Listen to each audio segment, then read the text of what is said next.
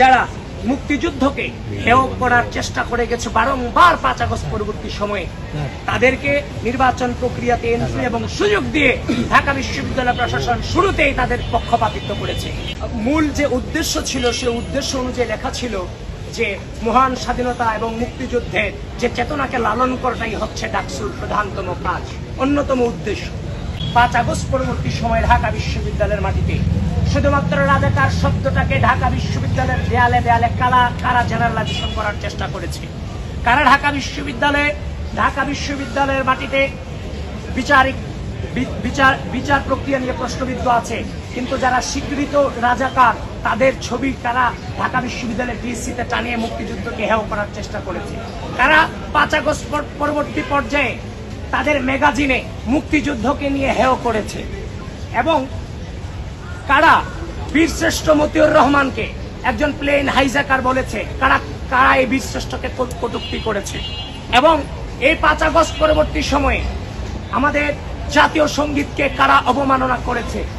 এছাড়াও আরো অনেক প্রশ্ন আছে।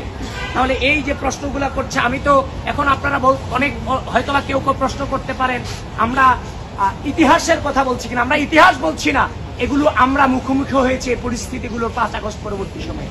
সুতরাং ঢাকা বিশ্ববিদ্যালয়ের মাটি থেকে যারা মুক্তিযুদ্ধকে হেয় করার চেষ্টা করে গেছে বারংবার 5 আগস্ট পরবর্তী সময়ে, তাদেরকে নির্বাচন প্রক্রিয়াতে এন্ট্রি এবং সুযোগ দিয়ে ঢাকা বিশ্ববিদ্যালয় প্রশাসন শুরুতেই তাদের পক্ষপাতিত্ব করেছে। যদি আপনারা বলেন যে পক্ষপাতিত্বের কথা আমাদের গেছে, আর মেয়েদের কথা যেটা বলছেন, আমি খুব পোলাইটলি আপনাদেরকে বলছি, আমরা একজন ছেলে ঢাকা বিশ্ববিদ্যালয়ের প্রতিটা ইঞ্চি মাটি ভোগ করার যতটুকু অধিকার রাখেন, আমার একজন বোন এই ঢাকা বিশ্ববিদ্যালয়ের প্রতি ইঞ্চি মাটি ঠিক ওই ছেলেটার মতোই ভোগ করার অধিকার রাখেন, এই তত্ত্বে আমরা বিশ্বাস করি।